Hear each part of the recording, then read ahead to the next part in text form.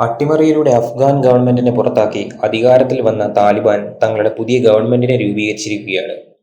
യുഎസ്എയുടെ hit ലിസ്റ്റിലുള്ള പലരും ആ മന്ത്രിസഭയിലുള്ളത്. ഏറ്റവും പുതിയതായി കിട്ടിയ വിവരം പ്രകാരം ചൈനീസ് അംബാസഡർ കാബൂളിൽ വെച്ച് മൗലവി അബ്ദുൽ സലാം എന്ന അഫ്ഗാന്റെ പുതിയ ഡെപ്യൂട്ടി പ്രധാനമന്ത്രിയുമായി സന്ധിച്ചിരിക്കുകയാണ്. ചൈനയുടെ വൺ ബെൽറ്റ് വൺ റോഡ് എന്ന പദ്ധതിയിൽ തങ്ങളും അണിചേരുന്നതായി പ്രഖ്യാപിച്ചിരിക്കുകയാണ് താലിബാൻ. പണ്ടുകാലങ്ങളിൽ ഏഷ്യയും ഈസ്റ്റേൺ ആഫ്രിക്കയും യൂറോപ്പിനെയും ബന്ധിപ്പിച്ചിരുന്ന ഒരു വലിയ റൂട്ടാണ് അഫ്ഗാൻ. മുൻപ് യുഎസ്എയുടെ സപ്പോർട്ടുണ്ടായിരുന്ന അഫ്ഗാൻ ഗവൺമെന്റ് ചൈനയുടെ വൺ ബെൽറ്റ് വൺ റോഡിനെ എതിർത്തിരുന്നു. എന്നാൽ ചൈനയുടെ വികസന പ്രവർത്തനങ്ങൾക്കും ചൈനയുടെ ലോണുകൾക്കുമായി പുതിയ അഫ്ഗാൻ ഗവൺമെന്റ് ചൈനയുമായി ഒത്തുചേരുകയാണ്. എന്താണ് ചൈനയുടെ വൺ ബെൽറ്റ് വൺ റോഡ് പദ്ധതി? ചൈനയുടെ നഗരങ്ങളെ ഇറാൻ, സൗത്ത് ഏഷ്യൻ നഗരങ്ങൾ വഴിയും ആഫ്രിക്ക, ബാൾക്കൻ രാജ്യങ്ങൾ വഴിയും യൂറോപ്പിലേക്ക് ബന്ധിപ്പിക്കുന്ന റോഡ് റെയിൽ ശൃംഖലയും സമുദ്രത്തിൽ ഇന്ത്യൻ മഹാസമുദ്രത്തിനെ പേർഷ്യയും മെഡിറ്ററേനിയൻ കടലുമായി ബന്ധിപ്പിക്കുന്ന ശൃംഖലയും ചേരുന്ന ബൃഹത് പദ്ധതിയാണ് വൺ ബെൽറ്റ് വൺ റോഡ് പദ്ധതി. ഇതിൽ പ്രകാരം പുതിയ റോഡുകളും റെയിൽ പാതകളും ചൈന തന്നെ പണമിറക്കി വികസ്വര രാജ്യങ്ങൾക്ക് നിർമ്മിച്ചു നൽകും. ഇന്ന് ലോകത്തിന്റെ ഫാക്ടറിയാണ് ചൈന.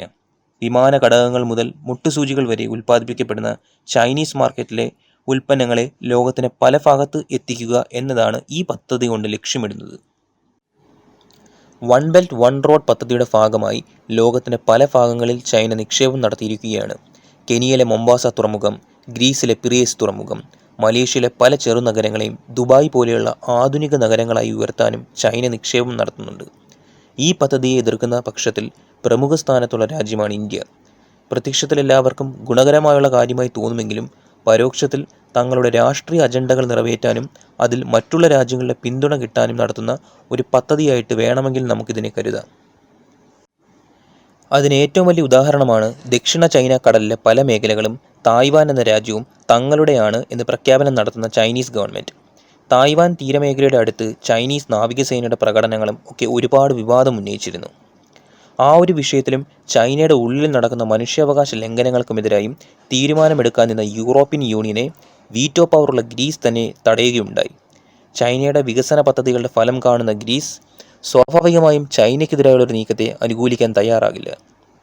ഈ ഒരു സാഹചര്യം മുൻകൂട്ടി മനസ്സിലാക്കിയത് കൊണ്ടാകാം ഇന്ത്യൻ ഗവൺമെന്റ് ഇപ്പോഴും ചൈനയുടെ ഈ പദ്ധതിയെ പിന്തുണയ്ക്കാത്തത്. അതിർത്തി തർക്കം നിലനിൽക്കുന്ന ചൈനയുടെ സാമീപ്യം ഒരിക്കലും ഇന്ത്യ ആഗ്രഹിക്കുന്നില്ല. ശ്രീലങ്കയിലെ തുറമുഖം 100 കൊല്ലത്തിന് പാട്ടത്തിനെടുത്തുകൊണ്ട് ഇന്ത്യയുടെ ദക്ഷിണ മേഖലയിലും ചൈന സാമീപ്യം അറിയിച്ചിരിക്കുകയാണ്. ഇനി അഫ്ഗാൻ മേഖലയിൽ കൂടെ ചൈന വന്നാൽ ഇന്ത്യ തീർച്ചയായും മുൻകരുതലെടുക്കേണ്ട അവസ്ഥ വന്നു കഴിയും. പക്ഷേ എന്നിരുന്നാലും രണ്ട് വ്യത്യസ്തമായ ഐഡിയോളജീസ് ഉള്ള രാജ്യങ്ങളാണ് അഫ്ഗാനും ചൈനയും. ചൈനയിൽ താടി നീട്ടി വളർത്തിയാലോ ബൂർക്ക ധരിച്ചാലോ ക്രിമിനൽ കുറ്റമായി കരുതുന്ന നാടാണ്. ഒരുപാട് ഇസ്ലാം മതസ്ഥർ ചൈനയിലെ ജയിലിൽ കഴിയുന്നുണ്ട് ഈ പ്രശ്നത്തിൻ്റെ പേരിൽ. എന്നാൽ നേരെ തിരിച്ചാണ് അഫ്ഗാനിലെ അവസ്ഥ. അവിടെ താടി വളർത്തിയില്ലെങ്കിലും ബൂർക്ക ധരിച്ചില്ലെങ്കിലുമാണ് കുറ്റം. എന്നിരുന്നാലും നമുക്ക് കണ്ടറിയാം കാര്യങ്ങൾ എവിടെ വരെ പോകുമെന്നുള്ളത്.